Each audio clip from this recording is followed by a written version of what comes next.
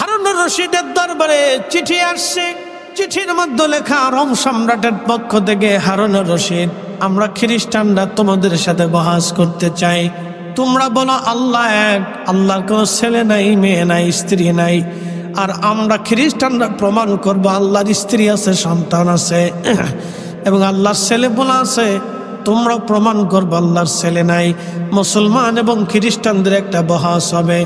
আমি আমার রোম রাজ্য থেকে বড় বড় মুবাহিস, বড় বড় তর্কবিদ যারা আছে তাদেরকে পাঠাই দিলাম।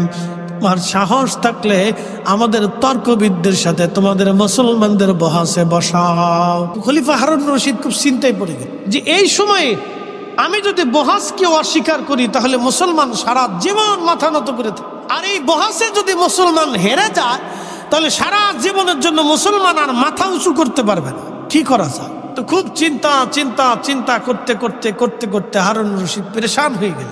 কাকেই বহাসের দায়িত্ব দিই? লোক খুঁজে পান না, লোক খুঁজে পান না। উজির ডাক দিয়ে বললেন, বাদশাহ, খলিফা, চিন্তার কোনো কারণ নাই। আমি একটা লোক পেয়েছি, তার নাম ইমাম আবু ইদ্রিস আশ-শাফিঈ।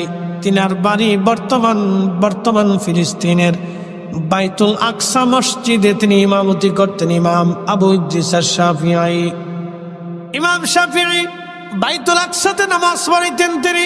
উজির বললেন, হুজুর, আপনি যদি বলেন তাহলে ওনাকে দায়িত্ব দিতে পারেন।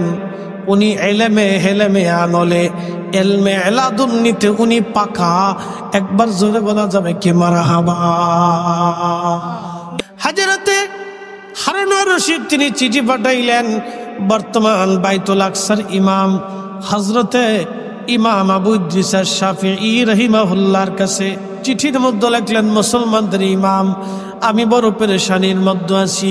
খ্রিস্টানরা বহাস করতে চায়, তারা প্রমাণ করবে আল্লাহর ছেলে আছে, স্ত্রী আছে, আর আমরা প্রমাণ করব আল্লাহর স্ত্রী নাই, ছেলে নাই। এখন এই প্রধান মুবাহিসের দায়িত্ব আমি আপনাকে দিলাম, কারণ আপনি ছাড়া এই মহান দায়িত্ব কেউ পালন করতে পারবে না। আর এই বহাসে যদি মুসলমান একবার হেরে যায় তাহলে সারা জীবন মুসলমান মাথা নিচু করে থাকবে, মুসলমান কখনো মাথা উঁচু করে দাঁড়াইতে পারবে না। হুজুর, আপনি মেহেরবানি করে সুদূর সিরিয়া থেকে ইরাকের বাগদাদে চলে আসেন, কারণ খ্রিস্টানরা রোম থেকে তাদের জ্ঞানী গুণী পণ্ডিত তর্কবিদদেরকে পাঠিয়ে দিচ্ছে। হাজরাতে ইমাম শাফিঈ তিনি চিঠির মধ্যে লিখলেন, আমিরুল মুমিনিন, আমি বহাস করতে পারি, কিন্তু শর্ত হলো একটা, বহাসের সময় হবে জোহরের নামাজের পরে, আর বহাসের স্থানটা হবে দজলা নদীর পারে। ইরাকের যে দজলা নদী, এই নদীর পারে হবে বহাসের স্থান, এবং সময় হবে জোহরের নামাজের পরে। এরপরে আমি নিজে বহাস করব। এই বহাসের জন্য হযরতে খলিফা হারুনুর রশিদ তিনি নির্দিষ্ট দিন ধার্য করলেন। আর উভয় দলের লোকজন আসা শুরু হয়ে গেল। লক্ষ লক্ষ মানুষ ইরাকের বাগদাদে আসলো। হযরত ইমাম শাফিঈ সুদূর ফিলিস্তিন থেকে হেঁটে হেঁটে ইরাকের বাগদাদে আসলেন। বিরাট বড় বাহিনী নিয়ে খ্রিস্টানরাও ইরাকের বাগদাদে আসলো। আজকে বহস হবে হক আর বেহকের বহস।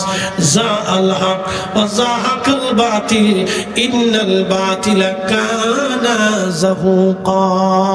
সত্যের আগমনে মিথ্যা দূরীভূত হবে। আজকে হয় ইসলাম সত্য হবে, না হয় খ্রিস্টান সত্য হবে। আজকে প্রমাণ হবে কে হক আর কে বাতিল। আচ্ছা, আপনারা কি বলেন, মুসলমান বুঝি হেরে যাবে? মুসলমান হারতে পারে? মুসলমান হারলে ইজ্জত যায় কার? আল্লাহ। একসাথে বলেন, কার? আল্লাহ। মুসলমান হারলে ইজ্জত যায় কার? আল্লাহ। হযরত ইমাম শাফিঈ তিনি চলে আসছেন। বিরাট বড় মঞ্চ তৈরি করা হলো। লক্ষ লক্ষ মানুষ আসছে বহাস দেখার জন্যে। একজন না, দুইজন না, লক্ষ লক্ষ মানুষ আসছে ইরাকের বহাস দেখার জন্যে। বহাস দেখার জন্য সব মানুষ চলে আসলো। ইমাম আবু ইদ্রিস আশ-শাফিঈ ধীরে ধীরে ধীরে ধীরে তিনি আসলেন। ধীরে ধীরে আসার পরে উনি লক্ষ্য করলেন জোহরের নামাজ ওক্ত চলে, জোহরের নামাজের সময় হয়ে গেছে। তিনি বললেন, খলিফা, আমি বহাস পরে করব, আগে একটা জায়নামাজ দেন, আমি জোহরের নামাজ পড়ব, তারপরে বহাস হবে। ইমাম আবু ইদ্রিস শাফিঈ নিজে যাই নামাজখানা নিয়ে তিনি যাই নামাজখানা দজলা নদীর পানির উপরে বিছাই দিলেন এবং পানির উপরে যাই নামাজে চললেন। যাই নামাজ নিয়ে নদীর মাঝখানে যে উনি ওই নদীর উপরে যাই নামাজ বিছাইয়া পানির উপরে যাই নামাজ বিছাইয়া সবার সামনে তিনি জোহরের নামাজ পড়া শুরু করলেন। আস্তে হয়ে গেল না? জোরে বলবেন আল্লাহু আকবার। আল্লাহু আকবার। পানি কার নিয়ন্ত্রণে? জোরে বলেন কার? আল্লাহ। এখন পানির উপরে জায়নামাজ বিছাইছে কে? ইমাম আবু ইদ্রিস শাফিঈ। তার মানে তার কাছে আল্লাহর দেওয়া পাসওয়ার্ডটা বুঝলে সহজ, না বুঝলে কঠিন।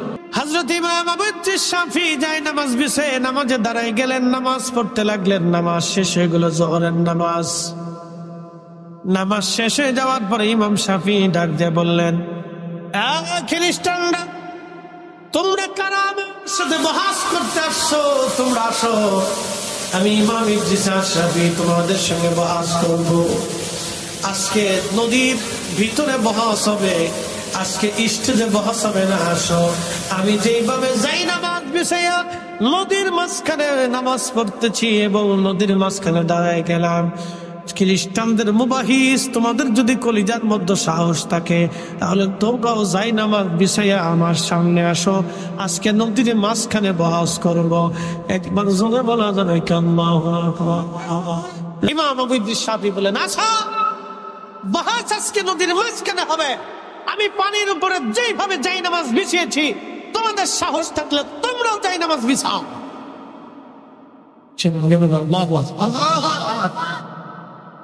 খ্রিস্টানদের প্রধান মুবাহিদ যিনি,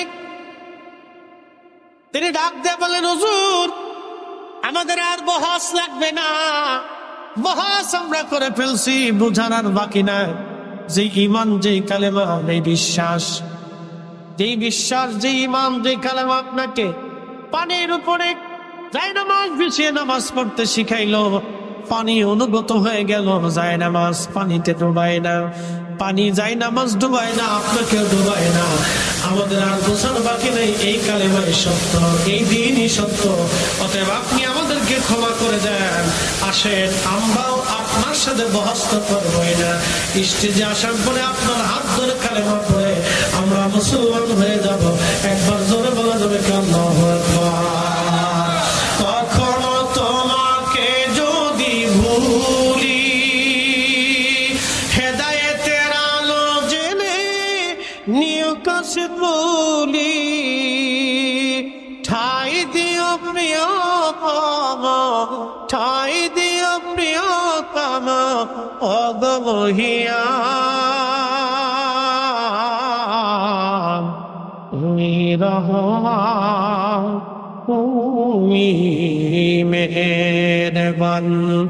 অঙ্গ গাহে না শুধু তোমার গুণগান, অঙ্গ গাহে না শুধু তোমার গুণগান, বুঝে বুঝে না তবু শান তুমি রহমান, তুমি মেহেরবান।